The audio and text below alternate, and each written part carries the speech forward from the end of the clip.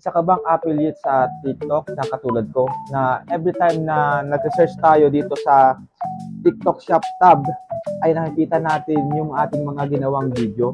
Well, that's a good news. Ano ba yung mga dahilan kung bakit nakikita natin yung ating ginawang video dito sa TikTok Shop katulad nito, ito, at ito? Talagang nakakatuwa at nakaka-excite din na makita na yung pinaghirapan nating video for promotion ay lumalabas sa TikTok Shop tab. So ano nga ba yung mga dahilan bakit lumalabas yung ating video sa TikTok Shop tab?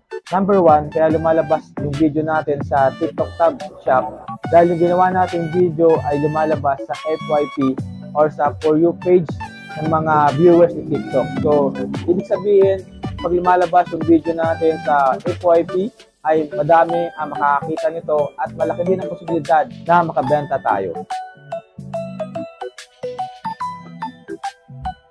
At sa number 2 reason naman kung bakit lumalabas yung ating video sa TikTok Top Shop ay yung ating video na ginawa ay kinikonsider ni TikTok na quality video. Kaya naman pinopromote siya ni TikTok na lumabas sa FYP o sa For You page na kung saan nga ay madami nakakakita nito. At kapag madami ang nakakakita ng ating ginawang promotional video ay malaki talaga ang posibilidad na makabenta tayo.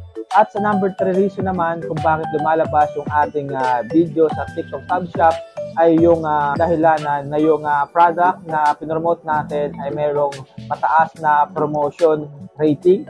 At hindi lang yan, maging yung mismong shop na nagbebenta nun ay mataas din yung rating. Kaya naman, nare-recommend ni TikTok na ma-boost yung ginawa nating video. So sa mga katulad nating affiliate, patuloy lang natin na pagbutihin yung paggawa ng ating video.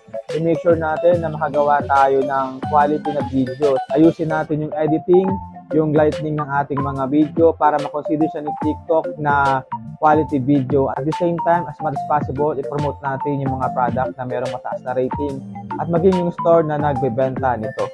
So hanggang dito na lang muna itong ating video. Maraming salamat sa inyong panonood. Keep safe and God bless.